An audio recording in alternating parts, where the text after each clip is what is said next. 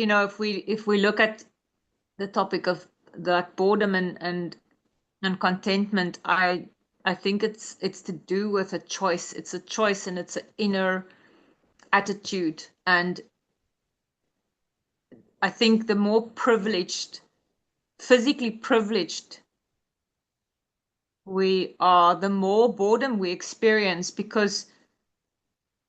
and the harder for us to get to contentment. Because we can, I think before we even become conscious of emotional things, there's certain things like basic needs of the human that needs to be met. And if what I've observed is the contentment with so many people on this planet, and in the discontent, or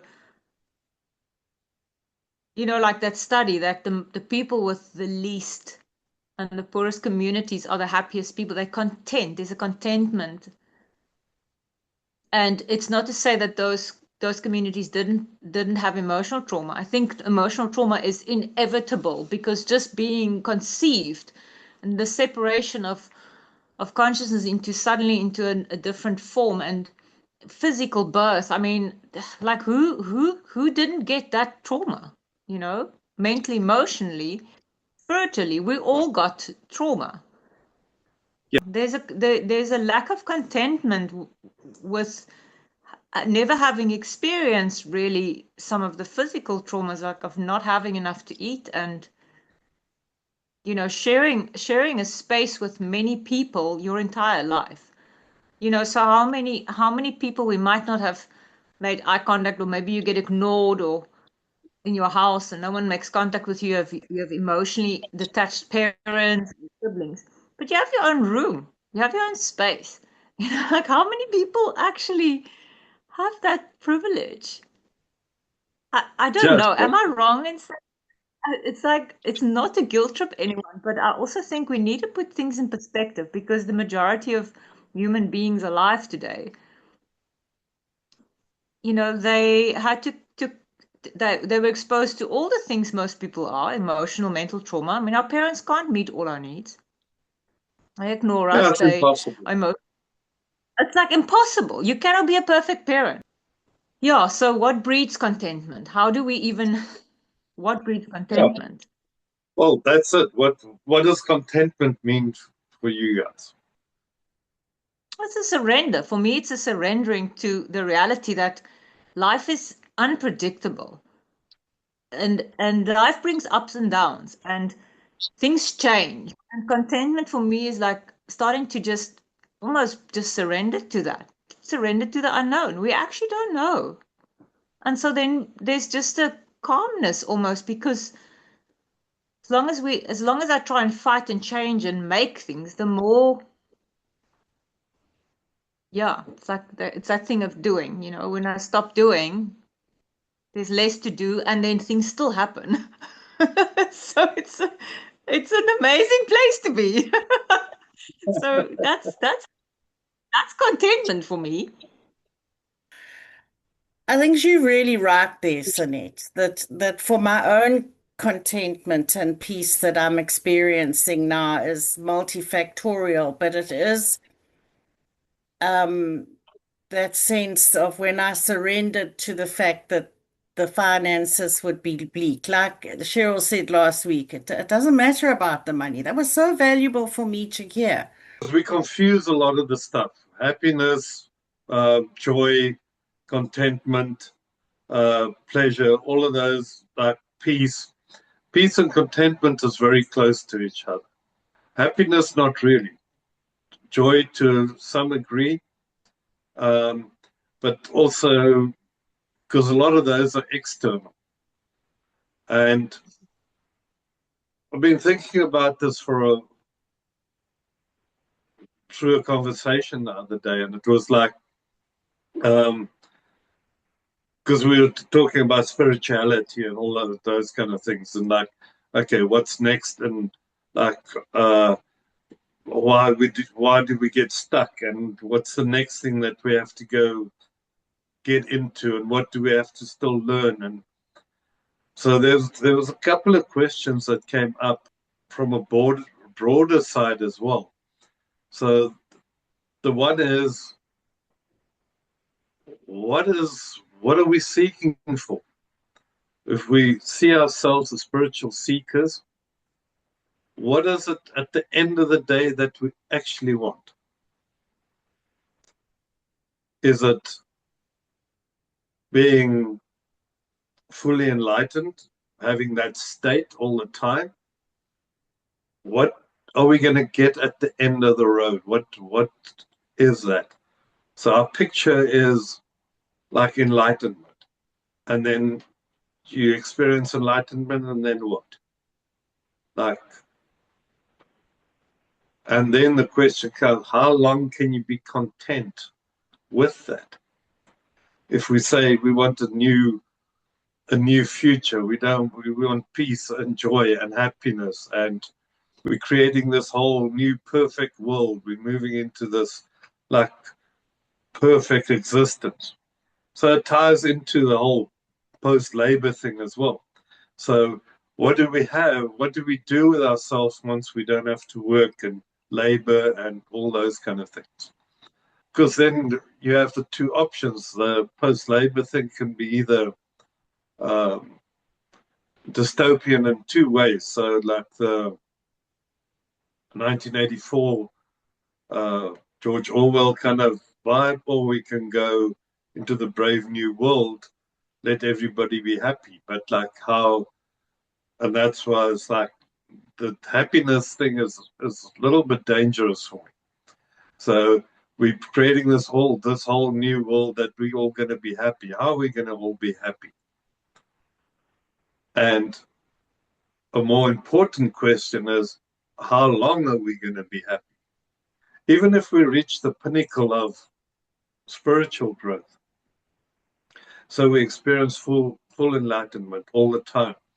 So we're in complete oneness. We're in like full connection with love and life and energy and intelligence and knowing and bliss. The question comes on why, if we experience those states, can't we stay in those states? So that would be the one question. Because a lot of people have experienced it. A lot of people have experienced awakenings. A lot of like now in different ways. So being reborn in the church scenario nowadays with plant medicine and psychedelics, why don't we maintain those states? Yeah, that's a big question. And then the question that comes from that is, okay, so yes, we have all that. Our lives are perfect. We are fully enlightened. We connected. We're shining, radiating pure love and oneness. How long? How long can we be content with that? How long before contentment becomes boredom?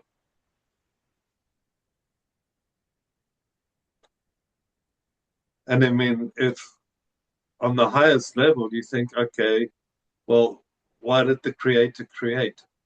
Why is there creation?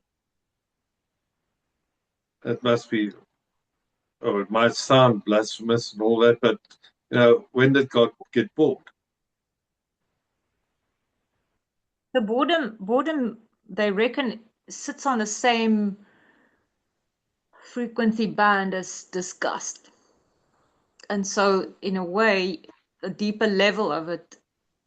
So, if you disgust it with something, there'll be action, because to sit in that is, it's like it almost stimulates a doing. So, like I said, what breeds contentment and what breeds boredom? Because those, both content and boredom, is not ultimate states. There are layers underneath that, just like all states, really. The happiness, what is happiness isn't pure. there's underlying, it's all the little steps. It's almost like it's a state you find yourself in, but it's nothing can be sustained. No state can last forever. They all change. And so happiness is beautiful because it's something that comes and goes. Enlightenment comes and goes. Everything comes and goes. Because that's the exact question. If bliss and the state of meditation of being one is, if it's so fantastic, why do people come out of it? So why don't you stay in your breath space where you're one with the light and whatever people experience? They all come back with stories. Why you come back then if it's so wonderful? So nothing can be, and I don't think we choose, because states is something we experience. It's not something we create. You just experience it. You happen to find yourself in a vibration of a state. You experience it, and then the next experience come. We are not in control. We do not choose these states. We do not make them. It's like that's why none of them can stay. I Yeah, don't think. and I think that is for me what contentment is in the dynamic, is to be content in the dynamic. Whatever So comes and goes. yeah, so whatever presents itself in that moment, then you handle that. And I think that's comes back to the doing. It's our perception, because it's not in the doing itself, it's in our perception of doing. Because if we look at boredom and contentment, it's like, okay, what is happening there at this stage? The states are pretty close. It's quite a peaceful, relaxed state. But the difference between boredom and contentment is that there comes a belief or idea that either you're not worthy of actually being content and just being, that you have to prove yourself, and You have to do something. you have to do something. Or you're Yeah, bored because you don't know what to do. If you're not worried about what you're doing, then you're not bored. Do you think there's a perception that boredom needs to be entertained, like someone needs to help us out of our boredom? Because I remember when my kids were little, they would come to me and say, "Oh, mommy, we're bored," and I would be, "Wonderful, that's great," and they would get so angry at me. And I think we have that thing of like, I'm bored, something or someone needs to entertain me, something or something else, somebody or something needs to fix that. There's exactly that thing of need to do something. I'm bored, I need to do something. It comes to this doing thing. And the doing thing, like we've said, I mean, that's our biggest challenge, is it's put on a pedestal. What do you do? And the doing is the thing that's valued. But there's never, even in a blissful state, the body's still doing. There is doing never stops. And I think that's the shift we need to make, is away from this idea that we do to a state of experiencing rather than doing. Yeah, it's back to that. I'm living life, and I have to do Life. something and value it and prove that I'm like worth of this living, to life is living me. And that's a big thing to accept, because that means we are not in control. We're actually suffering a life force that is so great and so powerful that it runs in every cell in our body, and we cannot control it. We are not in control of it. And that freaks us out, I think. Surrendering to life as just a force that is inevitable gives us a sense of contentment. It's a sense of it, because it's not permanent. I mean, I'm not permanently content, like I say, experiencing it more and more, but it's not a permanent state. Not yet. Yeah, but moments of contentment, if you could just catch those, because we also don't realize that. Yeah.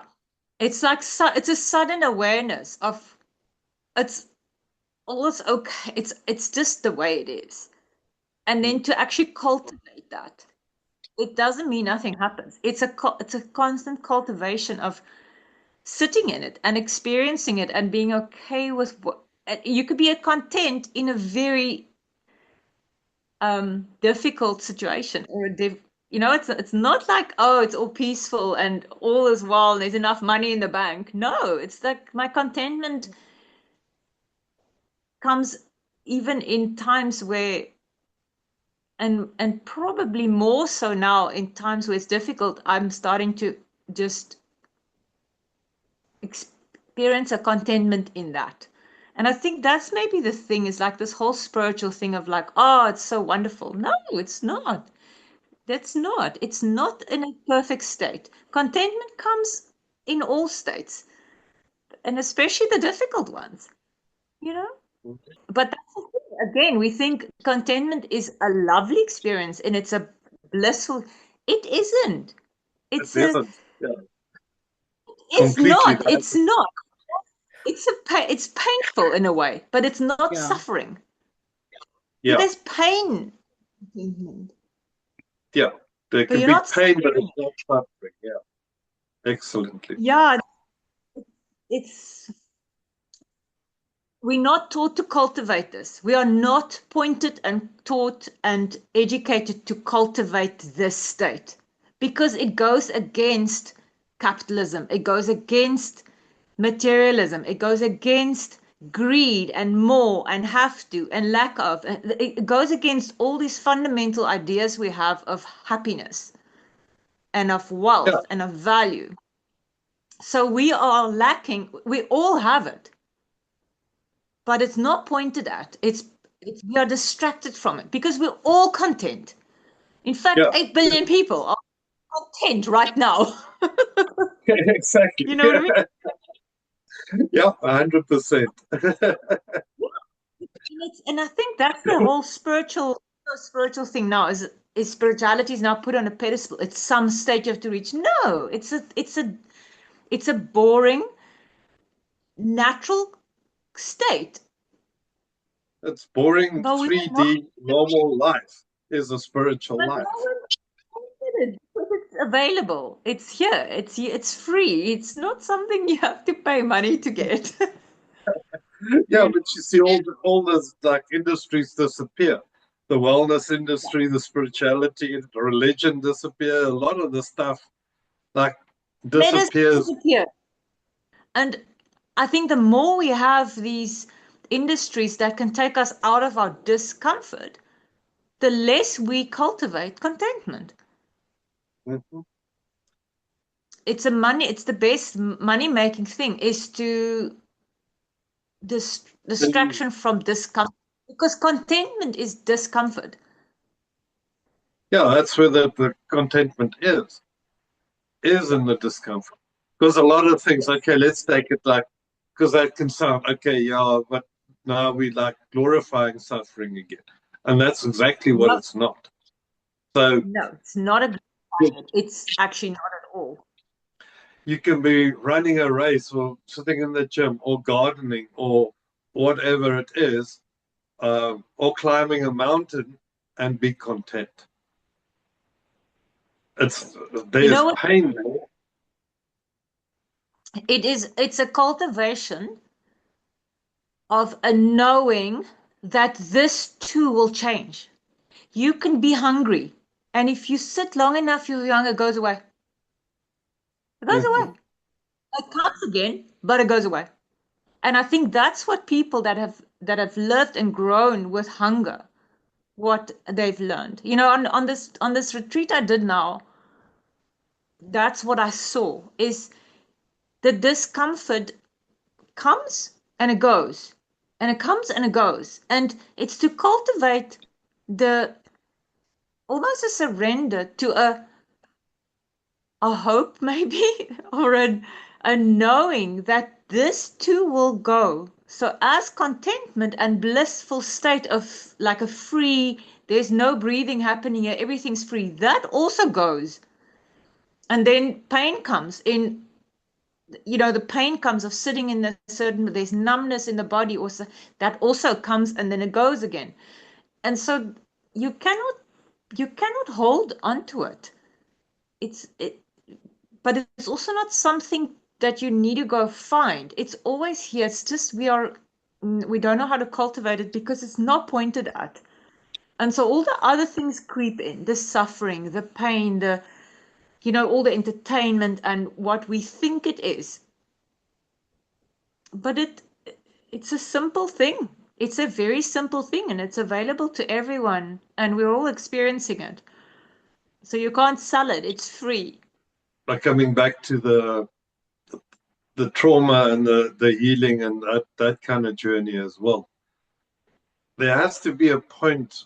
I'm not saying that we don't have to work with it and heal things and complex traumas and fix the trauma, reframe and all that kind of stuff. That's definitely not what I'm saying.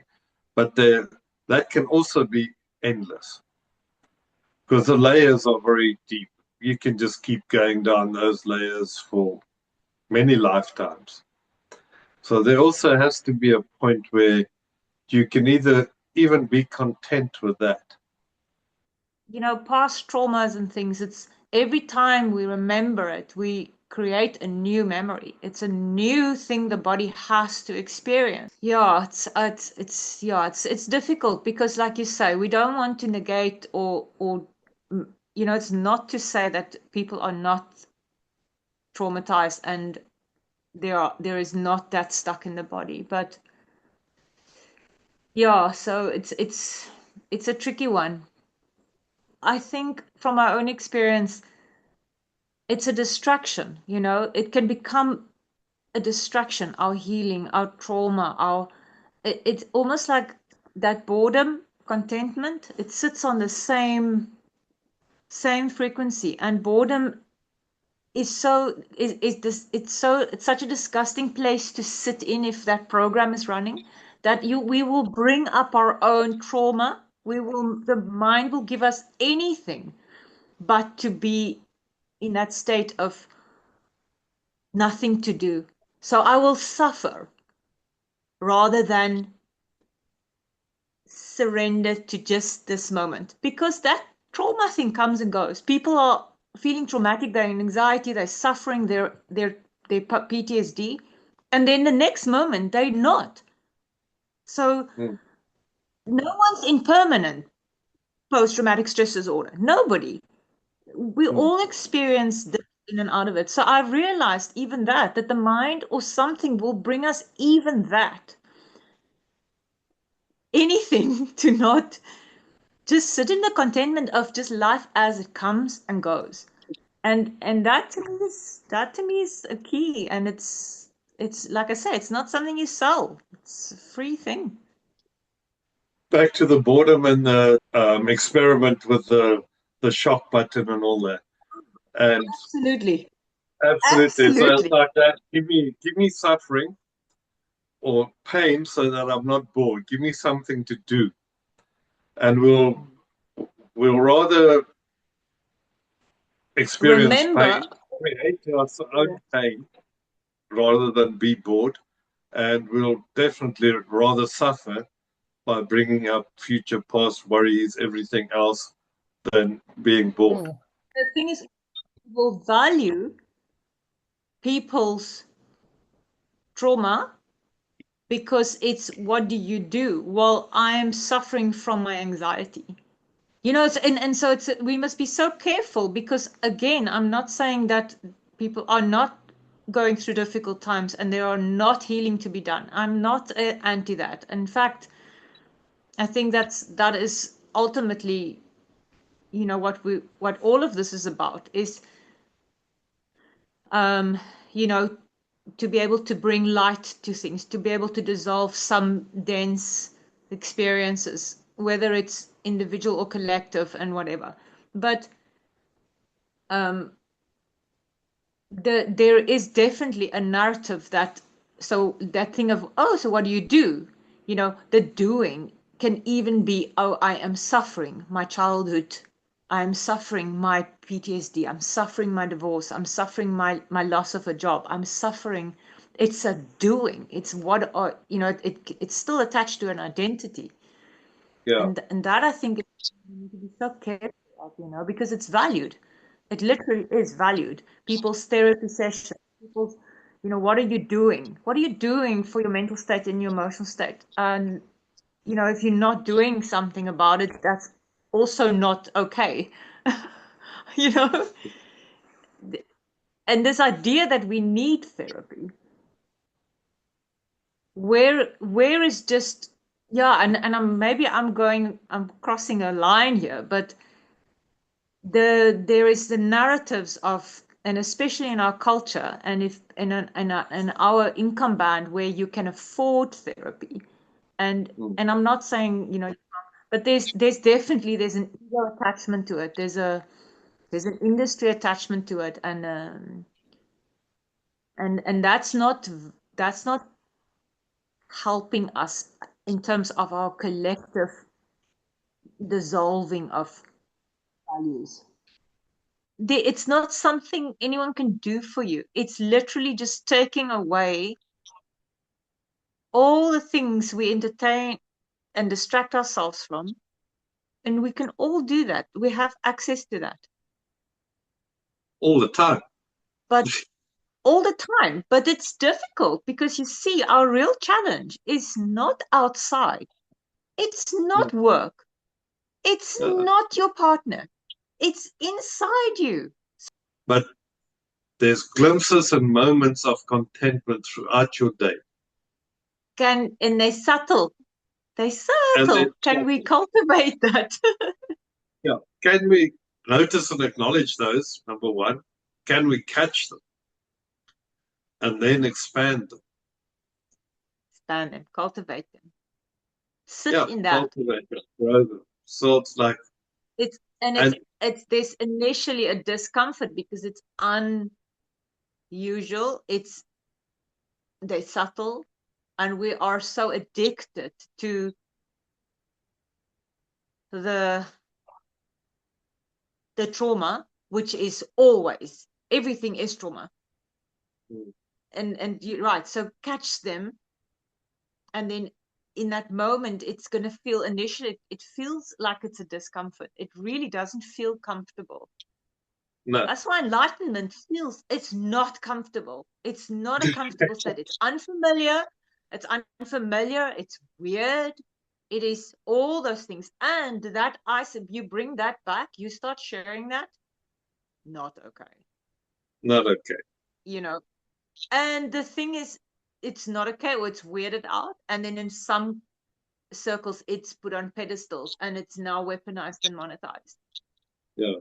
They're both there. They both exist. You're either isolated and weirded out and become excluded for sharing your contentment experiences, or it is completely put on this pedestal of something that is extraordinary. And, you know, and then because of that, sometimes we might experience our contentment and measure it against that which is put on a pedestal, and you go, I couldn't possibly feel this or experience this because I'm not educated, I haven't meditated into it, I haven't, you know what I mean? And so we it's not cultivated as a free state of being, and it's not, and it's the extremes, but we all have it. Yeah, we all the time. It's there all the time. It's like you don't have to go anywhere, do anything. It's just this as it is. We don't know it. And like the misconception that like the enlightenment, all that's going to be all this nice and bliss and whatever. It's terrifying.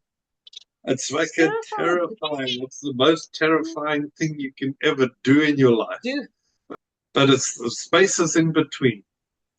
It's like the still point between the breaths, like the full stops and the commas in the speech or the thinking. There's that little glimpses of the just subtle. It's the subtle things, you know. Because it's like what I was thinking about, like contentment and stuff and boredom. It's like take sunbathing. like suntanning. Like, but it's cool because they're doing something. Because you're lying there in the sun and you're burning and like whatever. So, but it's cool. Now you're not bored. But they put them somewhere else and let them just sit for 5 minutes and they're bored. Like you just spent the whole day lying on the beach doing nothing. Like you, but Oh, it's but you okay. were doing something. But You were you were doing sunbathing. it, you were standing. So yeah, it's like how we bullshit ourselves with so many things. Like that's So, actually so, so do you think that the being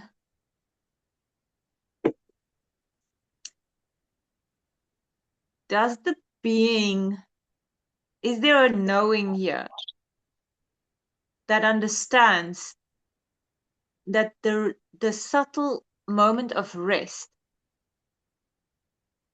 is it only achieved? So what I'm trying to say is, why do we perpetually push and force and traumatize ourselves in so many ways, perceived externally? Because who's doing to us as adults, and let's leave children out for a moment, but as adults, who is the one doing to us if it isn't the self? Like, why is enlightenment such a seemingly difficult thing, if yet it is subtly happening to all of us every single day? At every some single part day. of your day, there is enlightenment, and it's in this system must know it, because I don't think it can. I don't think we can exist. We can continue to live if we don't have an experience of enlightenment every day. There's a something here that knows that it needs to rest, and it takes that rest, but it's so subtle that it's not being paid attention to. And I think that's the thing, is all these methodologies, all these things of trying to find that subtle state. It's it's there all the time. It's subtle because it's so obvious. Once again, it's like It's so, yeah, it's so normal yeah, that we're it's all just so missing it. normal. Yeah, is you just We're don't missing it. notice it. And it isn't a wow. It's not a wow factor. Yeah, it's just the pure thisness, and it includes the doing, and it includes the being, and the having, and the wanting, and the desire, and the suffering, and the missioning, and it includes all of that. And that's why you can't find it, because the eyes can't see itself. It looks out at the We are world, but it can't see it. constantly, yeah, our natural state is enlightened. Maybe that is the dichotomy, is that there's like the mind wants to know if there's another state to experience, because the only state there is this constant change. And maybe we're looking for something different, something that doesn't change, and we haven't found it. Because that's what we are. We are the changeless. Yeah, I think we can only be what we are for so long. And then we have to try something else. I think it's curiosity. It's curiosity, yeah. So it's all of those things that drives, the instinctual drives, the curiosity, the wanting more, doing something, creating meaning, purpose. All of those things come in, and those are monetized and weaponized into courses of spirituality and religion and money and corporates and fame and fortune and status and all that. So we are like bombarded from both sides. I think we get bored also of the state of contentment. Yeah. There's so it's the pendulum again. It's the pendulum, it's you want to be alone, so always longing for solitude, and then you're on your own and you can do whatever you want, and you can read a book and be and whatever, and it's solitude is wonderful. And the more you go to the extreme point of aloneness, there's an extreme point where it's like absolute blissful. And then there's the moment where the longing for wanting to not be alone starts. And then all along the way, it's suffering, all along the way, trying to be with someone and connecting with people. And then before you know, you have people surrounded, you've made friends, it's too much. Then it's like, oh, I need some time alone. And it's the same with contentment and boredom, enlightenment, and yeah, it's like it's a pendulum. It doesn't stop. The divine and the mundane. It's just, yeah, it's again just where are you on the how far are you swinging? Yeah. Are you on the extreme, which is one extreme journey of experiencing completely for detached from that point where it's all seen. So it's again, it's just that whole thing of like, and is that a choice? I don't know. I don't think we have any choice in this matter. I think it's vibrational. It's we create it collectively, because collectively we suffer these extremes, war times and famine and greed and whatever. It's a global warming. Whether we believe in it or not, it's there. And I think we collectively keep changing the vibration. And it's not something we can control. I really don't think it's something. It's just something we can cultivate. We can just cultivate the subtle and become more aware of the subtle, but there is no ultimate state to try and achieve.